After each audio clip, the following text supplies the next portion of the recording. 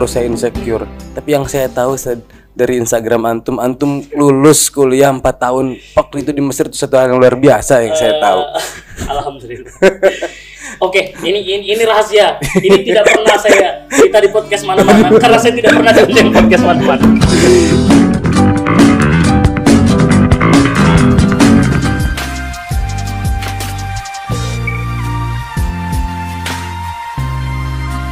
Kan antum, saya pengen pulang terus saya insecure. Tapi yang saya tahu dari Instagram antum lulus kuliah 4 tahun waktu itu di Mesir, itu satu hal yang luar biasa yang saya tahu.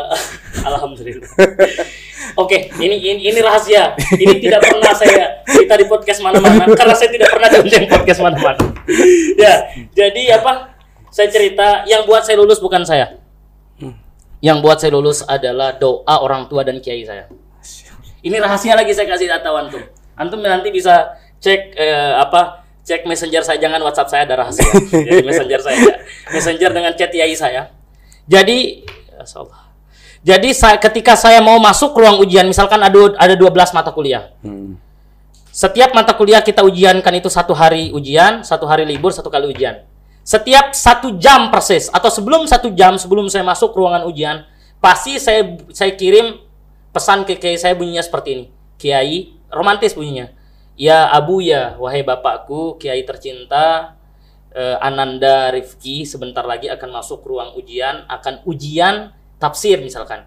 Ujian ilmu tafsir, mohon didoakan karena sungguh tidak berartilah diri ini tanpa doa dari kiai. Nanti saya kasih lihat. Bohong Ustaz, nanti saya kasih lihat.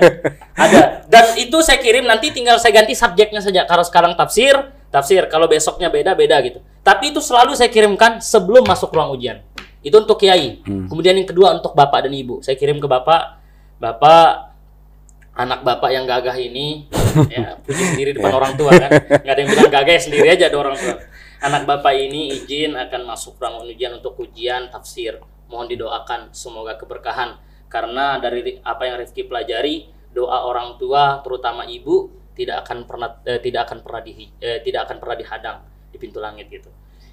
Persis setiap itu saya minta doa, dan alhamdulillah itu yang buat saya lulus. Ajaib, serius. Masjid Al-Azhar itu ajaib. Pernah suatu ketika teman kami itu dia pede sangat, dia pintar luar biasa, jiddan bahkan mumtaz. Ada satu mata pelajaran dia pede, oh mumtaz ini gitu, pede dia. Akhirnya dia percaya diri bahwa dia bisa lulus dengan mata kuliah itu. Alhasil apa? Dia tidak lulus dengan mata kuliah itu. Saya sendiri juga pernah. Oh, saya mumtaz pelajaran ini. Pede saya. Udahlah, nggak usah sholawat lagi, nggak usah doa lagi. Tapi pada alhasil cuman al-makbul saja. Padahal kenyataannya tidak ada salah di sana gitu.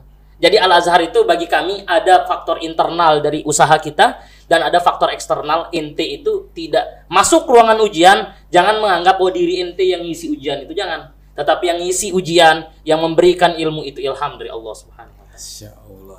Internal dan eksternal. Habis itu praktek. Ya, habis itu praktek. Ya itu pengalaman pribadi, artinya bisa lulus 4 tahun itu bukan karena ini. Enggak ada ini. Ini kosong nih. Kalau antum pukul ini tong ini enggak ada isinya. Ini karena dari Allah saja ini. Nah, itu. Nah, yang ajaib lagi Ustaz, di sisi lain antum itu sebagai wakil presiden itu Ustaz. Otomatis kalau di Indonesia tuh ente nanti aktif di organisasi pasti kuliahnya telat. Nah, itu. Ya. Itu mindset itu seperti itu gimana, Ustaz? Betul. Menarik. Karena ketika saya mau maju menjadi wakil presiden, calon wakil presiden, saya WA Kiai dan saya WA. Lagi-lagi, saya nggak akan bisa jauh. Saya sebelum masuk ruangan podcast saja saya izin ke Kiai. Nanti saya tunjukkan WA-nya. Kenapa? Karena saya selalu minta doa ke beliau. Saya sampaikan ke Kiai, saya izin ke Bapak, saya curhatkan ke ibu bapak saya. Pak, Bu, kalau saya ambil jabatan wakil presiden, maka mesti saya tidak akan lulus tepat waktu. Karena waktu belajar saya akan kurang. Ternyata jawaban bapak saya itu out of the box gitu menurut saya ya. Beliau bilang, salah katanya. Kuliah harus tetap lancar, nggak boleh telat. Waktu belajar saya kurang, salah. Jangan waktu belajar kamu yang kurang. Tapi waktu tidur, waktu bermain kamu yang harus kurang. Belajar nggak boleh kurang. Oh ya, jadi nggak ada alasan untuk tidak kan? Oh ya, ya udahlah.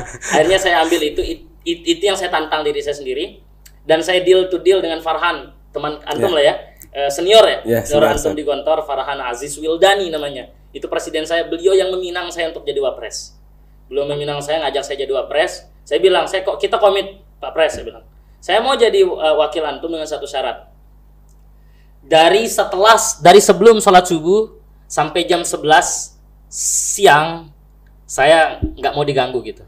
Saya biar belajar saja di kampus gitu. Jadi kami punya kajian sama Syekh Abdullah Izzuddin, mungkin Ustaz Reza juga kenal. Syekh Abdullah Izzuddin buka kajian hadis di Masjid Dardiri dekat kampus, di masjid pokoknya dekat Muhatto ya? Terminal, dekat terminal bus dekat kampus kami setelah sholat subuh. Jadi setelah sholat subuh saya ngaji di situ sampai jam 7. Jam 7 saya berangkat kampus sampai jam 11. Sebenarnya ada jam 12, jam 1 ada jam lagi. Tapi saya jarang ngambil gitu. Kalau ada urusan, saya bilang ke Farhan, di atas jam 11, kalau ada urusan organisasi, saya siap. Sampai tengah malam saya siap gitu. Jadi deal-dealan kita di situ. Nah, disitulah saya, my golden time lah. Waktu emas saya itu di sana gitu. Di sebelum subuh dan kuliah. Itu saya manfaatkan untuk belajar gitu. Dan alhamdulillah, lulus saja sih pada akhirnya gitu. Antum termasuk orang istiqomah, Ustaz. Ya, karena saya percaya al-istiqomah itu khairun min alfi karamah. Ya enggak? Istiqomah satu hal itu lebih baik daripada 1000 keramat. Ya, kayak gitu sih kira-kira. Saya kan juga mahasiswa nih Sad sekarang. Nah, skripsi di Mesir tuh gimana sih, Sad? Nggak ada skripsi di Mesir mah. Kita nggak ada skripsi. Sorry to say ya. Nggak ada skripsi. Alhamdulillah sih. Lebih tepatnya nggak ada skripsi. Jadi kita di sana cuma ada ujian akhir. Dan beda-beda fakultas, beda-beda jurusan, beda ujian akhir. Kalau ujian akhir kami yang saya anggap cukup susah adalah takhrij, karena saya takhusus saya hadis. Saya bilang hadis. Jadi tingkat akhir sebelum kita ujian itu ada takhrij. Kami dikasih satu hadis, potongan hadis bahkan tidak sempurna. Kemudian kita disuruh cari sempurna hadisnya seperti apa, sanadnya seperti apa, derajat hadisnya seperti apa, kajian rijalnya seperti apa. An-an-annya itu seperti apa gitu. Kita harus jelaskan. Itu tidak boleh by phone, kita dilepas di perpustakaan. Kami ada perpustakaan kampus, perpustakaan fakultas, bukan kampus, fakultas di bawah tanah itu, kita dilepas di sana, dikasih itu. Kita langsung nyari dari kitab, kita ambil kitab ini baru tulis. Berkelompok sih, tapi itu yang menurut saya lumayan susah, tapi seru. Kami nggak punya skripsi. Antum ada skripsi ya? Ada. Alhamdulillah. Bagus lah, keren. Karena antum lebih keren dari kami. Iyalah, bisa nulis sendiri gitu dan sebagainya. Saya belajar lah buat skripsi. Jurusan apa? Teknik sipil, Sad. Teknik sipil. Wah, jadi camat besok antum bisa. Jadi mandor. Dari mandor ya, keren. Oh, dari di mana? Dari kampus. Di Cirebon, Sad. Di Cirebon. Insyaallah. Udah skripsi sekarang? Sekarang menuju, Sad. Ya, setidaknya kalau tidak bisa kuliah di Mesir, punya istri lulusan Mesir. Insyaallah, amin. Amin ya Rob. Amin. Ya kok ini? Amin. Aminnya yakin, amin gitu. Amin. Aminnya yakin. Oke, ya kayak gitulah kurang lebih. Insyaallah. Berarti antum setelah lulus tuh udah berapa tahun sekarang di Indonesia, Sad? Saya lulus langsung lanjut S2. Saya sekarang sedang S2. Sekarang masih S2. Ya, saya langsung daftar di Dirasat Ulia S2. Langsung daftar, saya masuk kuliah 4 bulan, kemudian ibu saya minta saya pulang, karena itu prinsip saya, kalau ibu udah bilang A, nggak boleh B gitu. Saya pulang, di kampung saya 3 bulan, saya harusnya balik ke Mesir, tapi alhamdulillah pada saat itu ada panggilan untuk menjadi petugas haji, ada petugas haji Indonesia. Saya dipanggil untuk menjadi petugas haji, akhirnya saya balik ke Mesir, ngurus visa dan bertugas. Saya dapat kerja tugas di Madinah selama 70 hari. Di sana sekaligus berhaji. Nah, pulang dari haji saya balik lagi ke Indonesia. Kemudian saya pernah di Azikro Gunung Sindur Jakarta, Bogor. Kemudian saya balik lagi jadi petugas umroh. Ya hitung-hitung sudah hampir setahun lah saya tidak melanjutkan S2 saya. Maksudnya saya ngambil cuti di S2 saya. Kemarin saya takutnya sih saya sudah tidak terdaftar ya, karena saya tidak ikut ujian. Tapi saya telepon teman saya di sana untuk ngecek, masih ada nama saya, Rifki. Masih ada. Sekarang sedang S2 sih di Mesir. Baru 1 tahun di Indonesia kurang lebih. Tapi nggak menetap, cuman 3 bulan. Kadang saya ke Saudi, kadang saya ke Mesir. Ya aja saya warawiri. Ini buktinya bisa sampai Indramayu, coba bayangkan. Saya cuma ketemu sama Ustaz Reza di Jakarta. Kemudian Ustaz Reza bilang, saya kan orangnya ayoan ya. Dia bilang, Ki, ayolah ke pesantren. Ayo, saya bilang kan. Mungkin Ustaz Reza bilang, lah orang ini nggak tahu bahasa basi apa. Ya udah mau bahasa basi. Mungkin beliau bahasa basi ya, tapi saya bilang, wah ini kesempatan lah untuk bisa ke Indramayu. Akhirnya 1 hari setelah itu saya WA, serius nih Ustaz, saya boleh ke sana gitu. Orang ini nggak bisa basa-basi mungkin ya kata beliau. Ya serius nih Ki. Ya udah saya datang lah. Alhamdulillah akhirnya ketemu sama Ustaz Agam. Ya kurang dari setahun sudah di sini. Tapi saya hobinya jalan-jalan. Ya di sini Indramayu, saya kemarin dari Jogja. Oh ya 5 hari lalu saya dari Singapura. Udah banyak injakin kaki di luar negeri berarti Ustaz. Alhamdulillah sih. Alhamdulillah. Saya sengaja cerita flexing sih. Mau pamer aja. Aduh. Nah, Ustaz, kalau cita-cita antum sendiri, Ustaz. Nah, cita-cita apa? Sekarang kan sudah dengan beribu-ribu pengalaman, dengan beribu-ribu ilmu yang udah antum dapat gitu. Cita-cita dulunya apa? Dan sekarang mimpi antum yang belum antum raih dan ingin antum gapai itu apa, Ustaz? Wah, itu luas sih. Karena cita-cita selalu sepakat nggak sih? Cita-cita kita selalu berubah nggak sih? Betul, Ustaz. Dulu waktu SD lihat orang jadi polisi mau jadi polisi, mau jadi guru, hobi aja berubah-ubah kan? Dulu kayaknya hobi membaca seru gitu kan? Iya. Jadi cita-cita berubah sih sampai titik ini. Dulu cita-cita saya adalah sekolah di Mesir. Tapi saya dapat kata-kata jangan mencita-citakan sekolah di Mesir. Karena kalau kamu sudah sampai Mesir, berarti cita-citamu habis. Akhirnya saya rubah cita-cita saya. Selesai kuliah di Mesir. Selesai kuliah di Mesir, habis apa lagi? Rubah lagi cita-cita. Kalau antum tanya saya sekarang apa? Cita-cita saya sekarang adalah ingin jadi manusia. Dalam nih. Itu kayak Hasan banget, dalam Ustaz. ya, ingin jadi manusia. Ingin jadi manusia. Ya, cita-cita saya ingin jadi manusia karena saya pernah dengar satu ungkapan, bahkan menjadi manusia adalah masalah bagi manusia. Nah, itu kayak Hasan pernah ngomong kayak gitu. Ya enggak sih? Betul. Aduh, ketahuan nyonteknya. Ketahuan nyonteknya. Enggak. Ya betul. Karena menjadi manusia menurut saya itu luar biasa gitu. Saya mengidolakan Habib Ali Al-Jufri.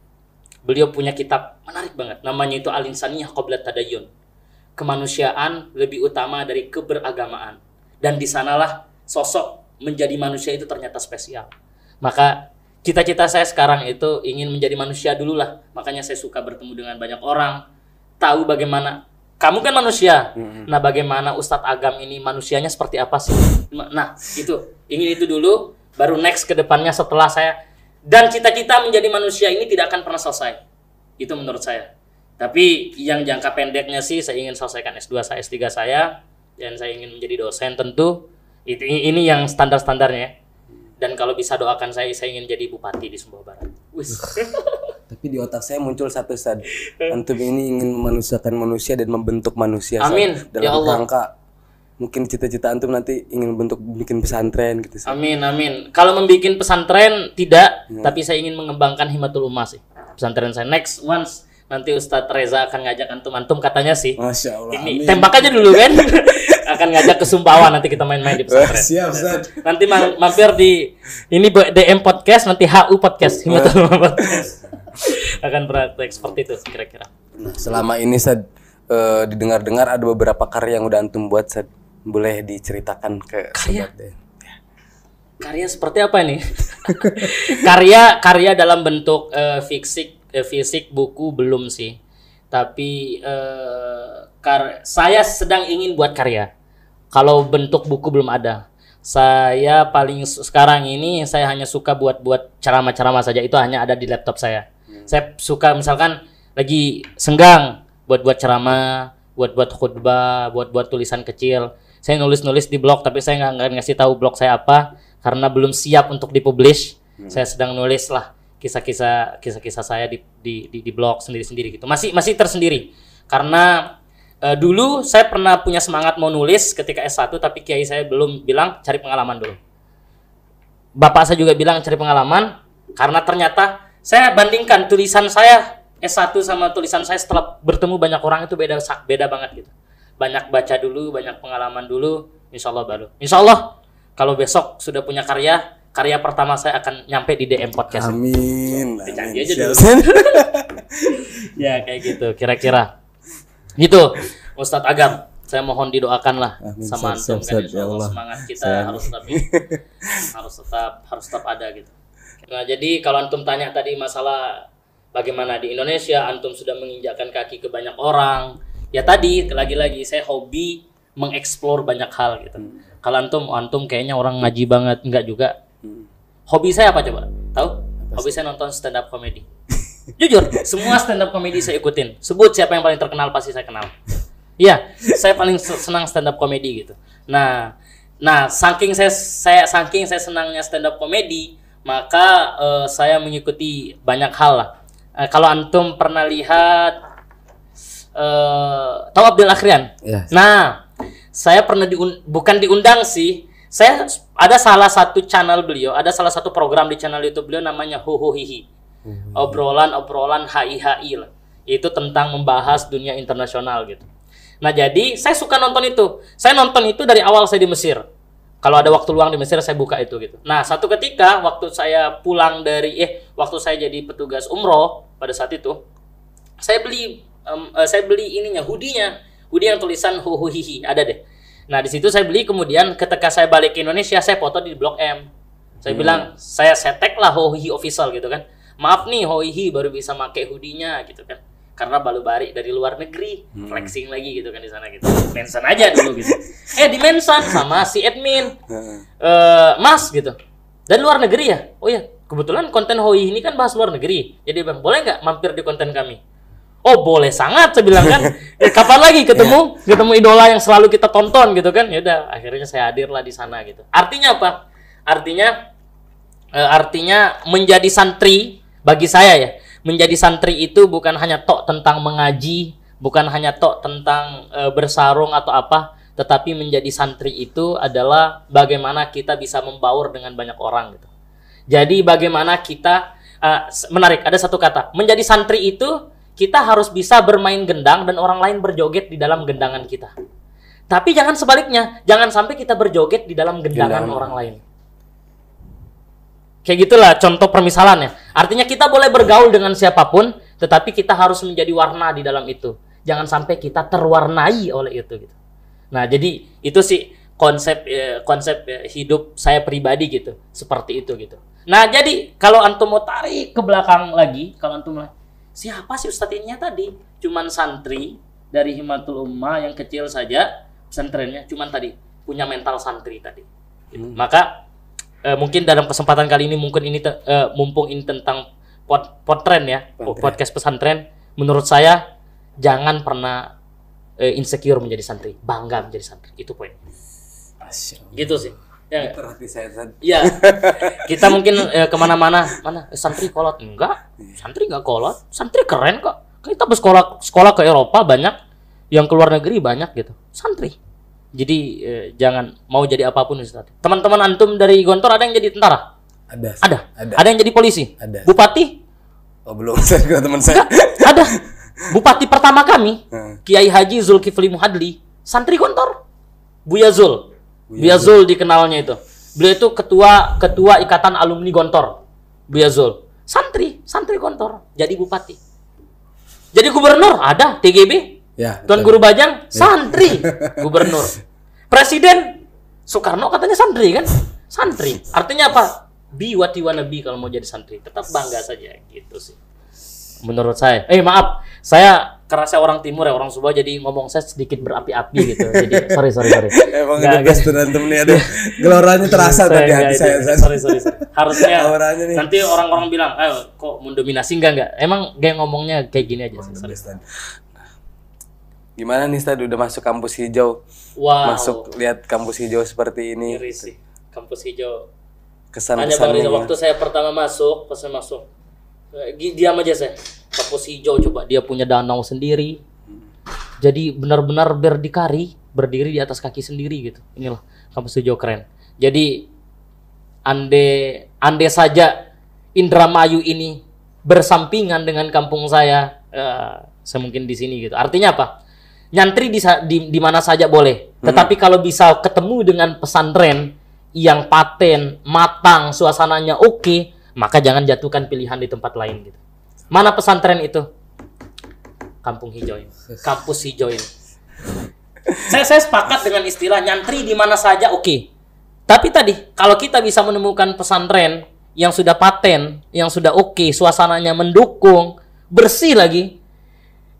Pesantren salah satu pesantren yang saya anggap paling bersih nih gitu. Setelah Darut Tauhid. Darut Tauhid juga keren. Darut Tauhid keren. Nah, ini pesantren Darul Ma'arif juga pesantren yang bersih. Artinya suasana santri, image santri yang kotor dan sebagainya itu. Ya kan, antum lihat kan kampus ini, antum yang hidup di sini gitu. Saya yang baru lihat 1-2 aja udah seperti apa gitu. Luar biasa. Makanya Darul Ma'arif menurut saya salah satu pilihan pesantren yang the best sih. Dari first impression saya sudah jatuh cinta gitu dengan Darul Ma'arif. Semoga nanti dengan Darul Ma'arifnya ya, jangan kayak yang lain-lain loh. Darul Ma'arifnya, pesantrennya. Kayak gitu. mungkin nanti bisa bergabung Ustaz Reza di Darul Ma'arif nih. Saya bergabung sebagai santri sebagai kiai nanti sebagai santri. Sebagai santri. Jadi keren. Saya masih harus belajar banyak nih tentang itu gitu. Oke, baik teman-teman, tak terasa mungkin kita sudah ngobrol panjang lebar dengan bintang tamu spesial kita ini yang bikin saya berdebar. Mungkin ya banyak-banyak yang kita raih, kita gali, kita dapat dari ilmu dari beliau ini. Bahwasanya itulah santri. What you wanna be what you wanna be. Be what you wanna be. Jadi apa yang kamu Jadilah apa yang kamu mau. Jadi nggak ada istilahnya nanti kamu santri kamu nggak bisa, tapi jadi santri kamu akan bisa apa yang kamu mau. Proses. Mungkin sekian di podcast kali ini, kita tutup. Wabillahi taufiq wal hidayah. Assalamualaikum warahmatullahi wabarakatuh.